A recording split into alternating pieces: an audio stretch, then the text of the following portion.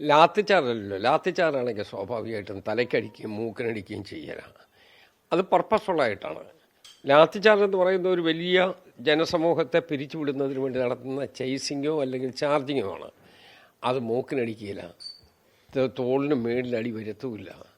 അപ്പോൾ ലാത്തിച്ചാർജിൻ്റെ ബോധപൂർവമായിട്ട് ഇത് തകർക്കണം എന്ന് തീരുമാനമെടുത്ത് ഷാഫി പറമ്പലിനെ ഗുരുതരമായ രൂപത്തിലുള്ള കയ്യേറ്റം ചെയ്തതാണ്. ഒരു പാർലമെൻറ്റ് അംഗത്തോട് അങ്ങനെ ചെയ്യരുത്, വളരെ തെറ്റാണ്. പക്ഷേ ഇവിടെ പറഞ്ഞിട്ട് കാര്യമില്ല. നീതി മുഴുവൻ അനീതി നടത്തുന്ന ആളുകളുടെ കയ്യിലാണ്. അവരാണ് നീതി നടപ്പാക്കാൻ ബാധ്യതപ്പെട്ട ആളായിട്ട് നിൽക്കുന്നത്. അതുകൊണ്ട് കേരളത്തിൽ ഇപ്പം നടന്നുകൊണ്ടിരിക്കുന്ന ഈ നരനായാട്ട് നമുക്കൊരിക്കലും ഉൾക്കൊള്ളാൻ കഴിയാത്തതാണ്. അത് കേരള പോലീസിൻ്റെ നയമാണോ എന്നാണ് ജനങ്ങൾ ചോദിച്ചുകൊണ്ടിരിക്കുന്ന ചോദ്യം.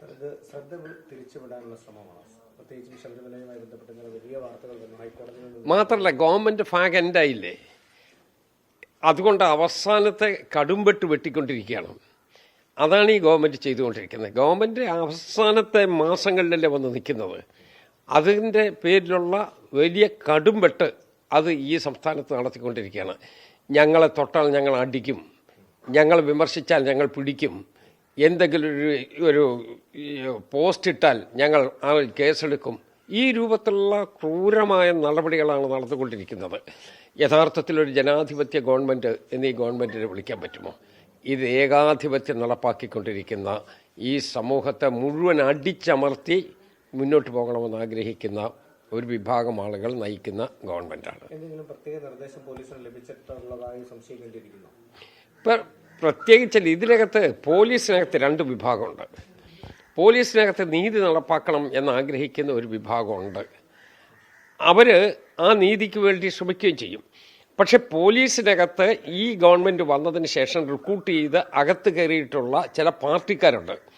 അവരാണ് യഥാർത്ഥത്തിൽ ഈ നടപടി നടത്തിക്കൊണ്ടിരിക്കുന്നത്. അവർ പാർട്ടിക്കാരാണ്. ഇപ്പം എത്ര ബറ്റാലിയനാണ് പുതുതായിട്ട് ഈ ഗവൺമെൻറ് വന്നതിന് ശേഷം എടുത്തിട്ടുള്ളത്?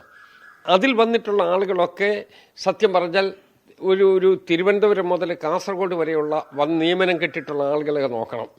അതെല്ലാം മാർക്സിസ്റ്റ് പാർട്ടിയുടെ, പ്രത്യേകിച്ച് അവരുടെ പോഷക പ്രസ്ഥാനങ്ങളുടെ ഒക്കെ നേതൃത്വത്തിൽ വന്നിട്ടുള്ള, അവർക്ക് വേണ്ടി കാമ്പസുകളിൽ ഗുണ്ടായിസം നടത്തിയിട്ടുള്ള ആളുകളെ പോലീസ് വേഷത്തിൽ ഇപ്പോൾ ഇറക്കിയിരിക്കുകയാണ്. അതാണ് പ്രധാനപ്പെട്ട പ്രശ്നം.